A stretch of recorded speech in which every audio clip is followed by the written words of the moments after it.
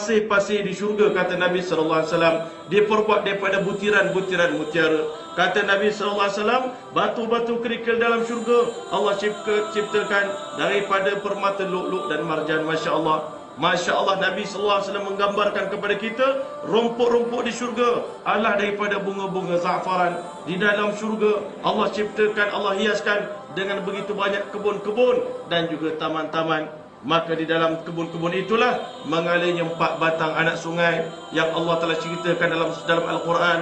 Matsalul jannati allati wa'idal muttaqun, perbandingan syurga yang aku sediakan untuk hamba yang bertakwa. Sebab itulah tuan-tuan, takwa ni sangat penting. Dalam bulan puasa pun kita nak takwa, sambut hari raya pun nak takwa, nak pergi haji bekalan ni pun takwa, nak korban pun takwa juga. Semua ibadat yang kita buat dalam dunia ni memerlukan takwa. Masya Allah. Allah beritahu syurga yang aku sediakan untuk hamba aku yang bertakwa, fiha anharum mimma in ghairi asin, di dalamnya terdapat sungai yang diperbuat daripada air yang jernih. Masya Allah. Dia punya isi dia cairan adalah air yang sangat-sangat jernih. Masya Allah. Yang mana Nabi SAW ceritakan kepada kita, sungai-sungai di syurga tidak ada tebing. Masya Allah. Dekat dunia ni kita nak terjun dalam sungai, kita kena melalui tebing. Kadang-kadang ada tebing dalam, ada tebing yang tak dalam. Masya Allah, kita takut mati juga. Terjun nanti Masya Allah mati pula, lemas. Masya Allah. Dan kita pula takut sungai di dunia ni banyak buaya. Masya Allah. Baru ni dijerantuk kata keluar, nampak orang ambil gambar, scan gambar buaya. Masya Allah, dekat Sungai Pahang. Lepas pada tu tak ramai ada orang berani nak pergi. Masya Allah. Takut nak mandi Sungai Pahang. Masya Allah. Tapi sungai di syurga, sungai yang jernih, yang mana tidak ada tebing, tetapi dia punya aliran dia akan mengikut acuan yang Allah telah buat daripada mutiara. Masya Allah. Mutiara di atas, mutiara di tengah, mutiara di bawah, mutiara yang menentukan aliran sungai yang Allah telah ciptakan. Masya Allah. Dan dia punya lantainya adalah daripada kasturi. Itu sungai yang pertama.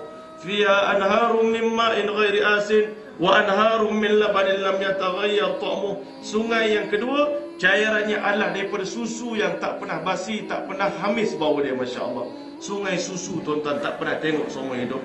Kaya-kaya orang barat pun dia tak boleh buat sungai susu, tuan-tuan. Kaya-kaya orang Eropah, dia nak buat syurga dia, Masya Allah, tak mampu buat sungai daripada susu, tuan-tuan. Masya Allah.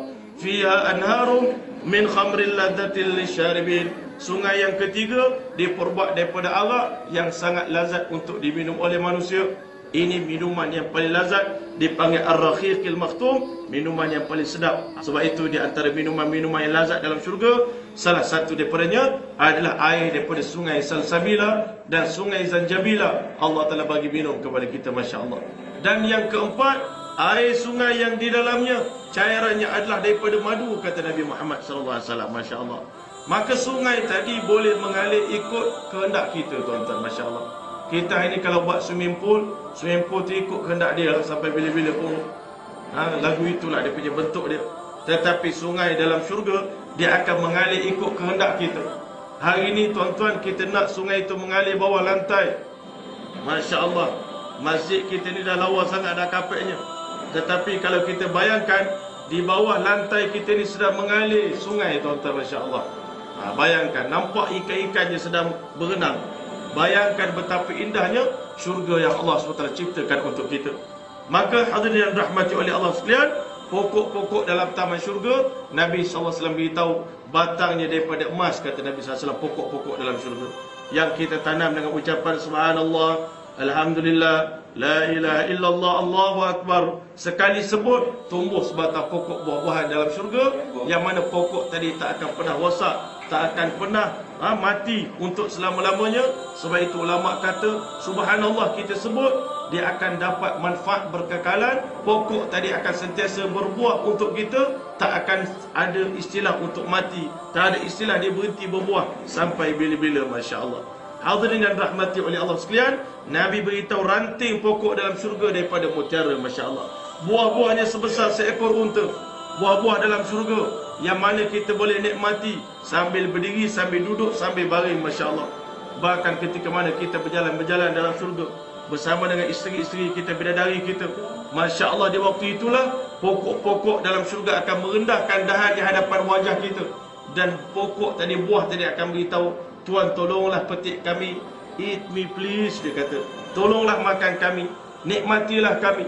Nabi SAW beritahu bila kita petik je buah-buahan tadi, kita makan, kita mamah, kawasan yang kita makan tadi akan bertakuk semula lepas kita makan. Masya Allah. Makan banyak mana pun tak habis-habis. Masya Allah.